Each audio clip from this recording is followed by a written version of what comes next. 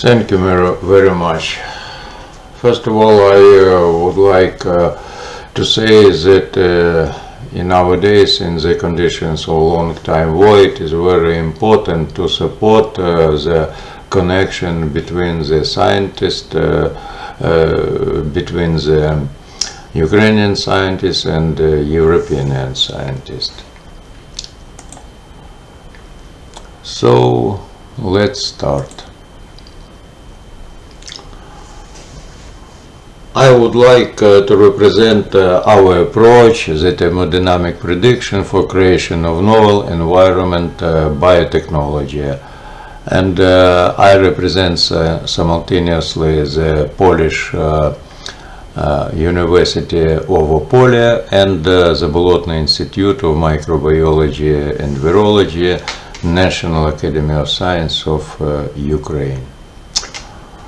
This presentation devoted for thermodynamic prediction for creation of novel environment biotechnology. And I would like to underline that in this presentation one can see the results of almost 40 years investigation. That's why it is impossible to give the description of this approach in details.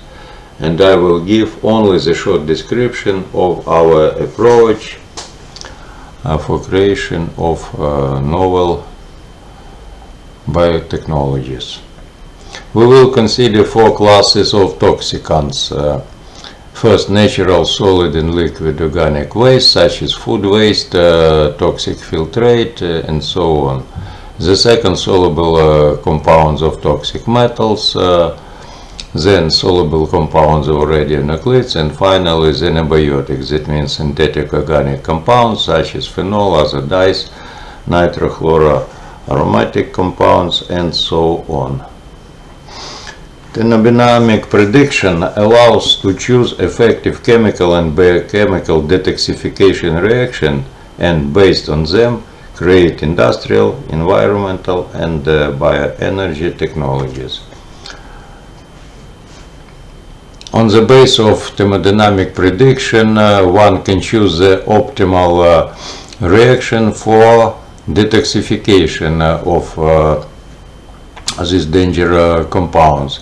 Then we choose the metabolic pathways and test the effectiveness of this pathway on the example of pure culture, pure strain. Then we confirm the effectiveness of this approach using the microbial community. Then we test this technology in pilot project on the pilot scale installation, and finally, with the help of industrial biotechnology, we obtain two positive effects: purification of ecosystem or bioremediation, and in any case we obtain valuable products from the waste.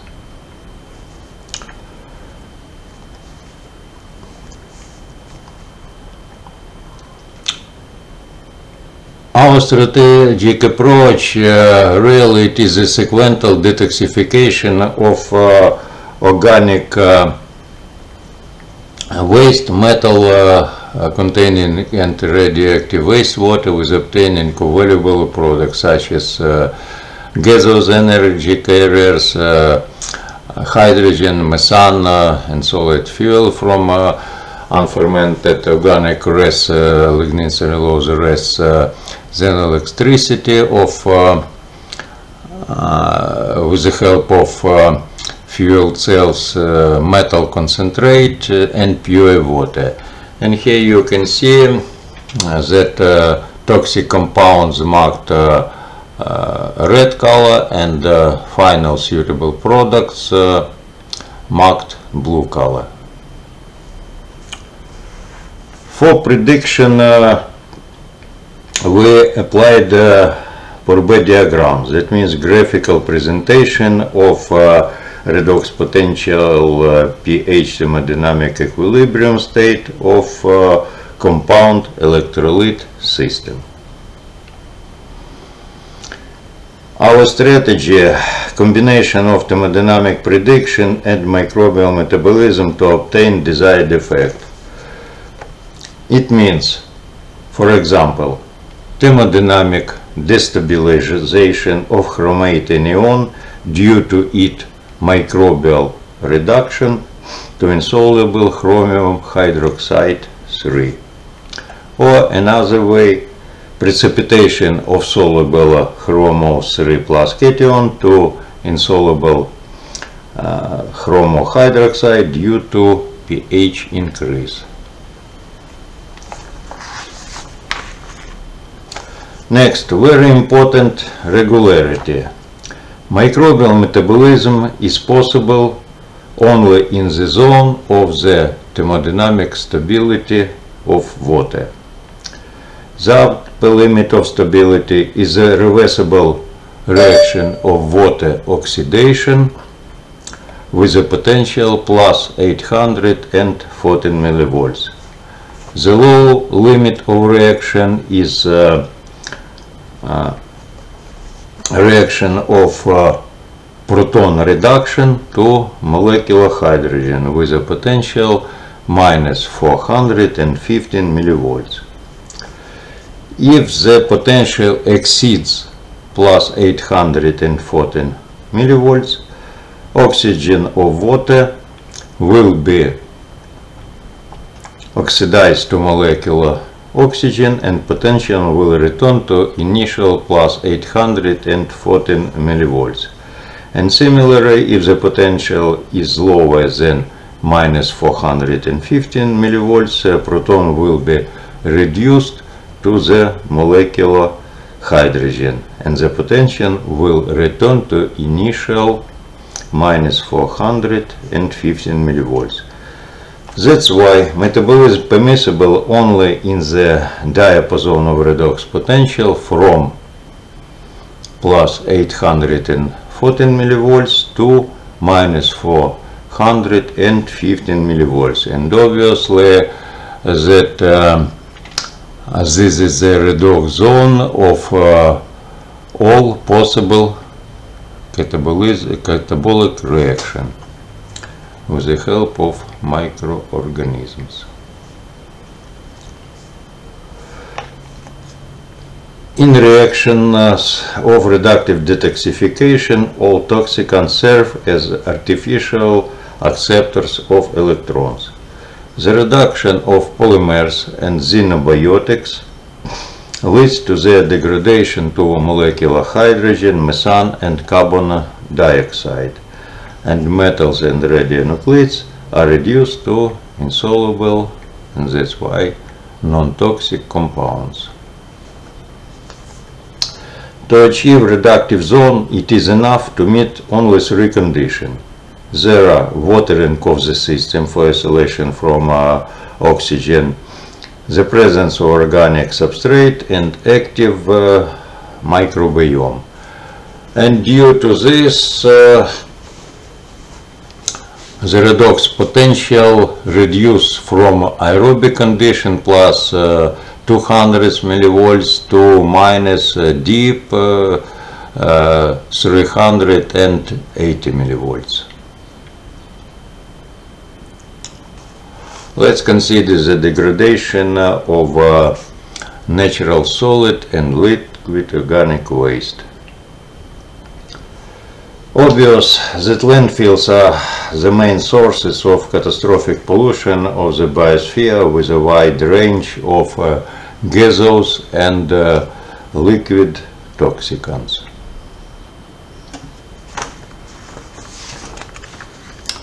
Anaerobic degradation of solid waste has three phases.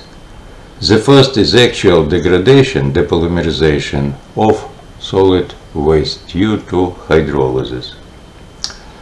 The second is the hydrogen fermentation of hydrolyzed products with synthesis of 4 moles of molecular hydrogen, and the third is methane synthesis.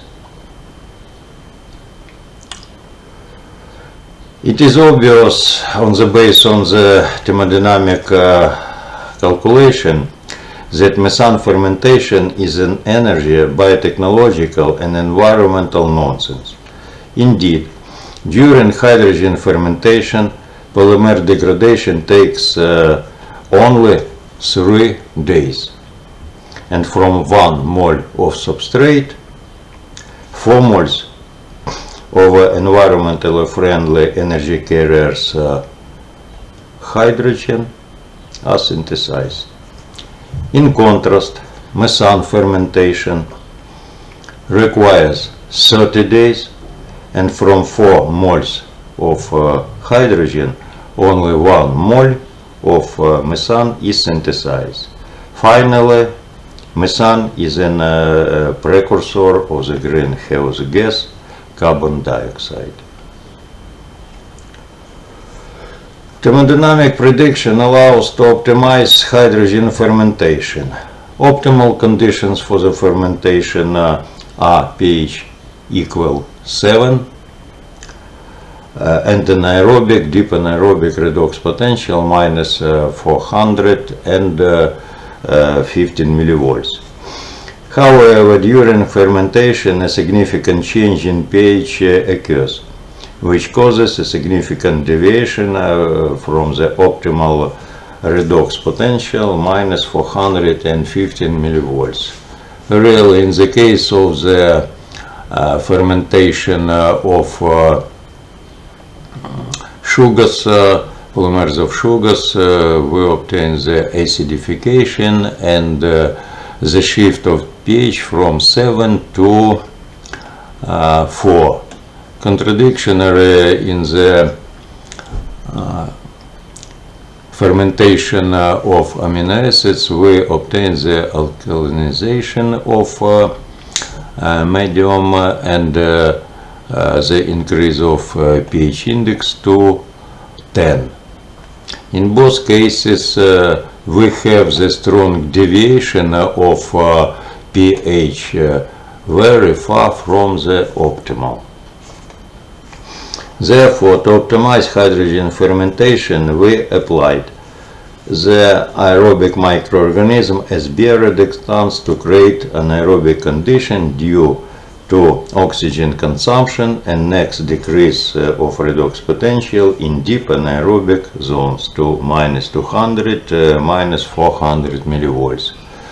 Really, aerobic microorganism consumes the oxygen, and then in the condition without oxygen we obtain the decrease of redox potential from plus 100 and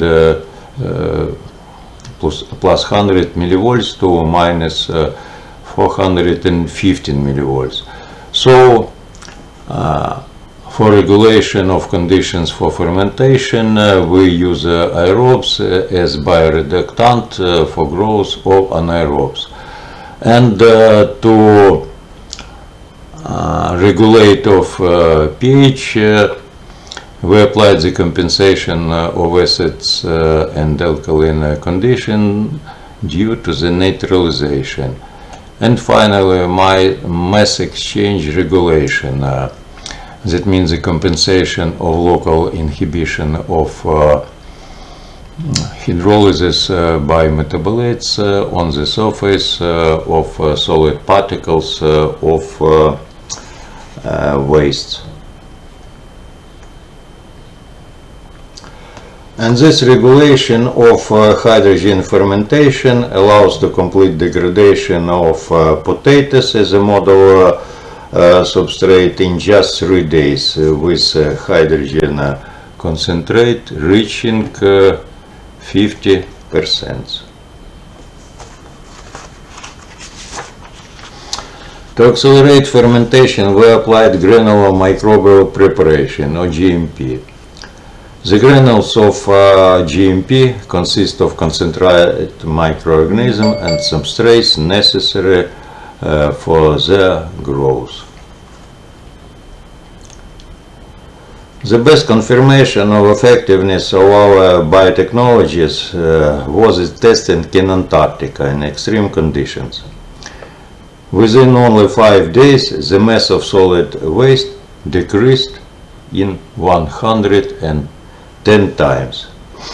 The equipment was the simplest, only the barrels and the ladle for mass exchange. Obviously, the main thing is to regulate pH and redox values. In direct flow installation, maximal decrease of waste mass by 430 times was achieved.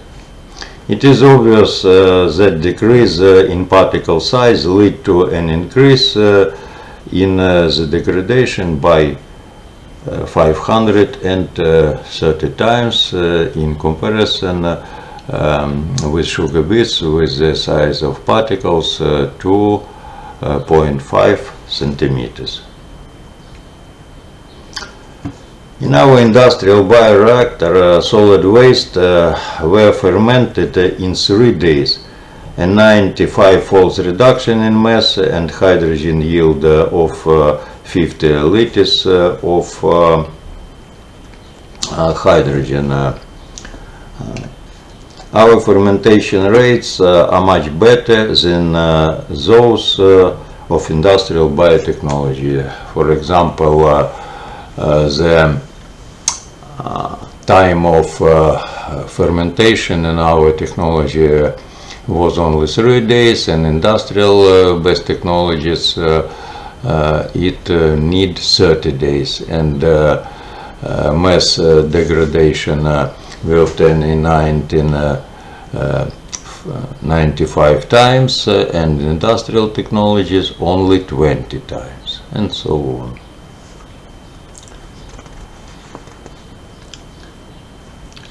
To optimize the anaerobic degradation of solid landfill waste, we used a closed cleaning cycle. Toxic waste hydrolysis products, here you can see acetate and ethanol, are successfully degraded in methane tank and in air tank, and purified water is returned to the solid waste column that lead to acceleration of solid waste degradation. It should be emphasized that the mass of solid waste in landfill decreases only 2 times in 3 or 5 years. In our installation, in just 14 days, the mass of solid waste decreased by 20 times.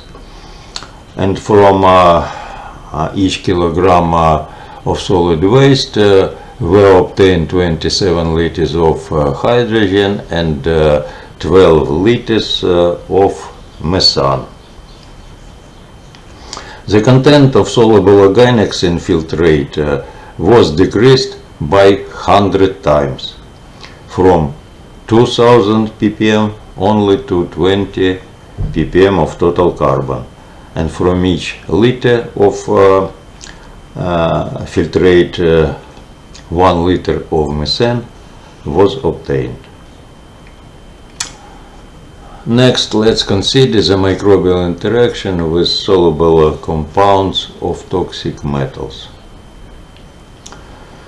Thermodynamic predictions show us 2 obligate requirements for microbial reduction of metals. First, microbial reduction of any metals is possible only if the standard redox potential of metal reduction is in the zone of water stability. And second, redox potential difference between acceptor and donors systems, that means metals and microorganisms respectively, must be at least 100 millivolt.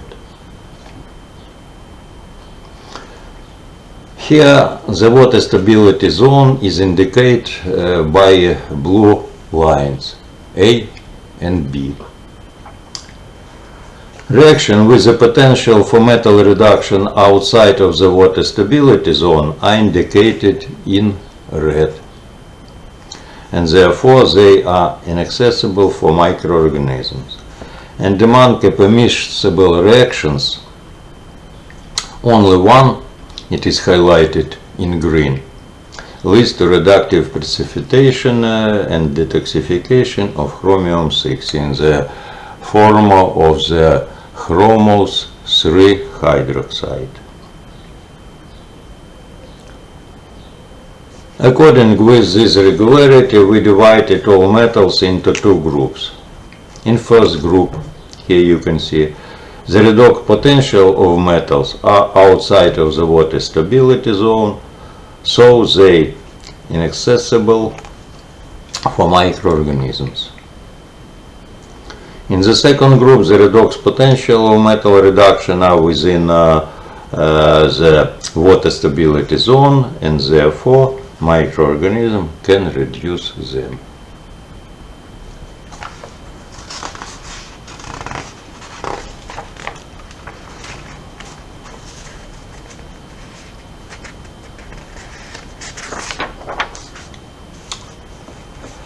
Next, the efficiency of metal reduction is proportional to the potential difference between acceptor electrons, there are metals, and donors electrons, there are microorganisms.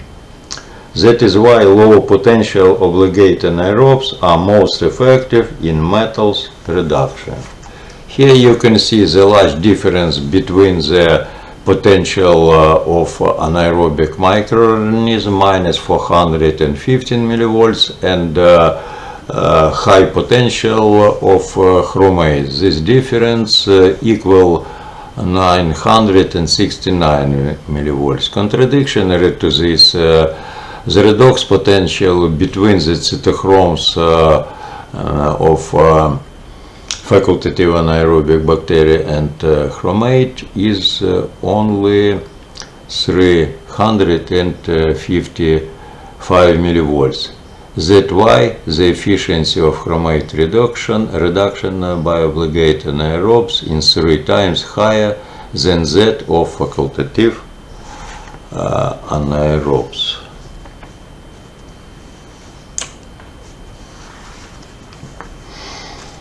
Even at 1 mole concentration of chromium-6 and Kappa-2, I will show it later, the microorganism growth is possible because the standard redox potential of them inside in the zone of water stability. That it means between the plus 180 plus 815 millivolts and minus 415 millivolts. And here you can see the same regularity for the 1 mole concentration of Kappa-2, the redox potential of Kappa-2. This concentration is inside the zone, also inside the zone of water stability.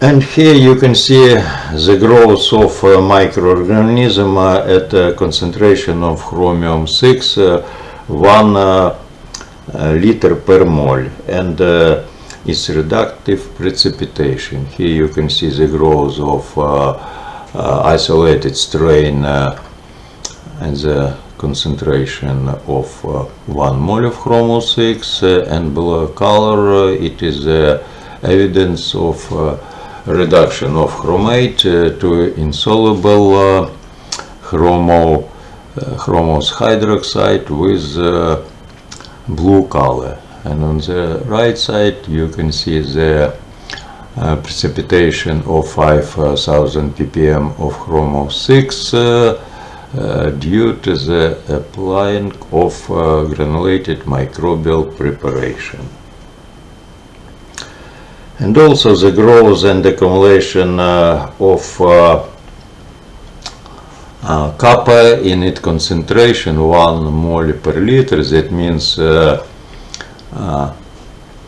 63,550 ppm of Kappa-2. On the right picture you can see the accumulation of kappa in the bacterial colonies. And here you can see the microbial film coated by reduced form of kappa-2 cation, kappa-1 oxide and kappa carbonate. In the direct flow installation take place the simultaneous degradation of solid waste and decrease of kappa-2 cation concentration by more than 3000 times due to the reductive precipitation. And simultaneously we obtain four positive effects. First, it is solid waste degradation that serves as a source of carbon and energy for reductive process. Obviously, the next toxic drain purification. Then we obtain the concentrate of valuable metals in the compound of kappa-1 oxide and recycled water for the closed technological cycles. Besides, our biotechnology allows to combine the degradation of solid waste with the synthesis of the hydrogen, precipitate metals, and purify the sewage from soluble organic compounds. In the first section here you can see the degradation of solid waste with the synthesis of molecular hydrogen. In the middle section, the reductive precipitation of chromo-6 to insoluble chromo-3 hydroxide, and finally the degradation of soluble organic toxicants. Finally, burning of dry biomass coated by chromo-3 hydroxides produce available products: abrasive, crystalline,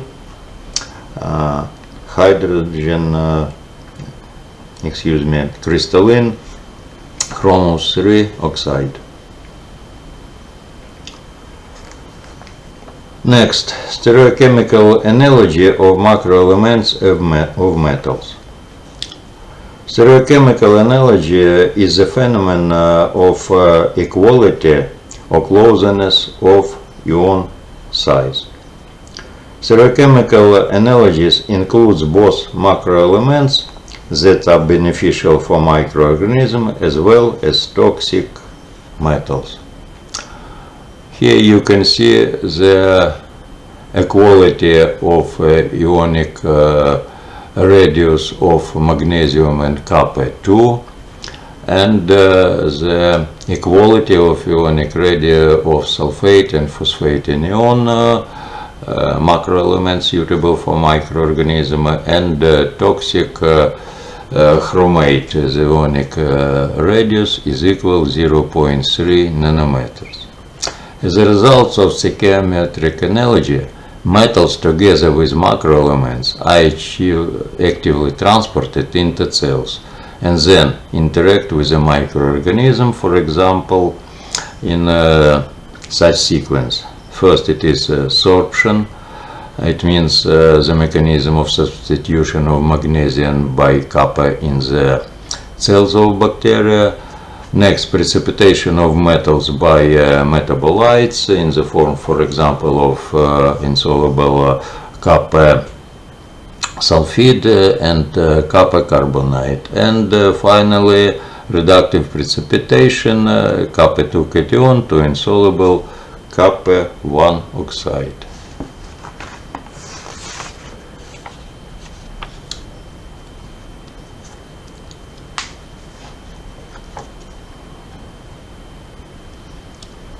The stereochemical analogy of macro elements, they marked by blue color, and metals marked by red color is shown here. And it is obviously that almost all metals are analogues of macroelements. Macroelements, once more remind, marked by blue color, and metals, toxic metals, by red color. And here one can see that due to the stereochemical analogy of magnesium and copper cations, the transport system of Ecuadorian is mistaken and actively accumulate toxic copper 2 together with useful magnesium. Here you can see the evidence of accumulation due to the contrasting of copper 2 inside the colonies with the help of the hydrogen sulfide, and dark brown color of copper sulfide show us the active process of copper accumulation inside the colonies.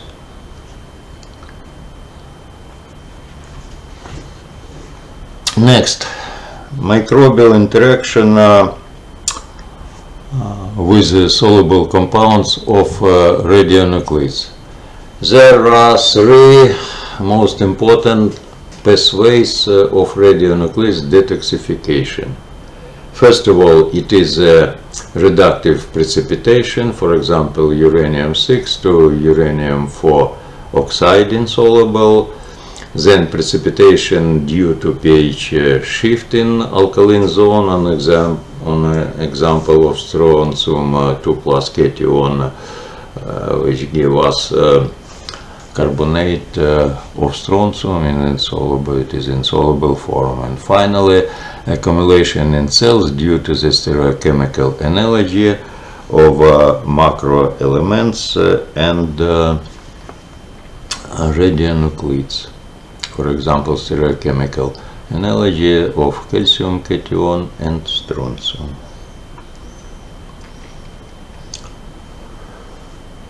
By combining of these three pathways, the granulated microbial preparation extracted almost 100% of uranium, plutonium, and americium from the radioactive wastewater. And finally, dry radioactive granules are safely disposed of by incineration, reducing their weight by 20 or even 30 times. And it is a very important property. The ash do not contain neither free nor binded water, and that's why radiolysis of water to hydrogen and oxygen is excluded.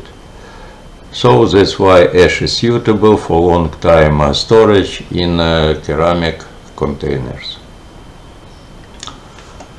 Next, xenobiotics. Xenobiotics, there are synthetic organic compounds such as phenols, hazardous, nitrochloroaromatic compounds that are completely aligned for the all living organism. And we choose the anaerobic reductive degradation of these xenobiotics by anaerobic microorganism, and in this process xenobiotics serve as the electrons acceptors.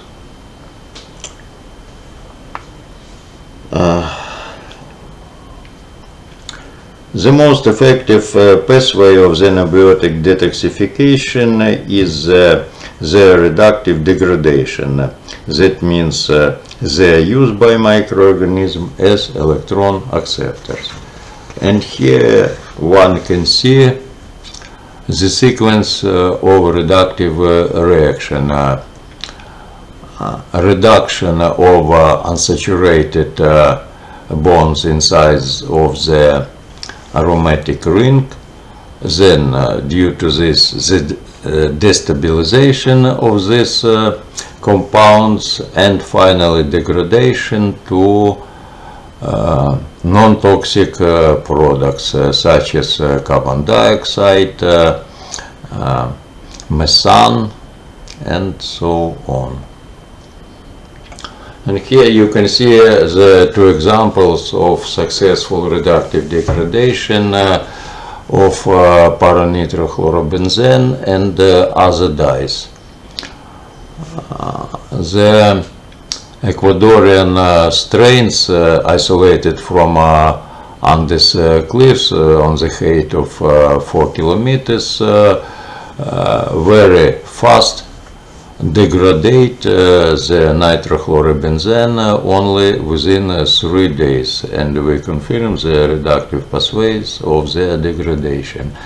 And here you can see the obvious degradation of other dye in decolorization only within 15 days. Conclusion. Thermodynamic prediction allows distinguishing effective pathways of solving environmental problems requiring effective solution in the world scale. It is promising methods for the development of universal effective biotechnologies for processing of a wide range of ecologically hazardous waste. There are solid and liquid organics, metals, radionuclides, and xenobiotics. All toxic waste can be converted into useful products: hydrogen, methane, concentrated available metals, pure water, etc.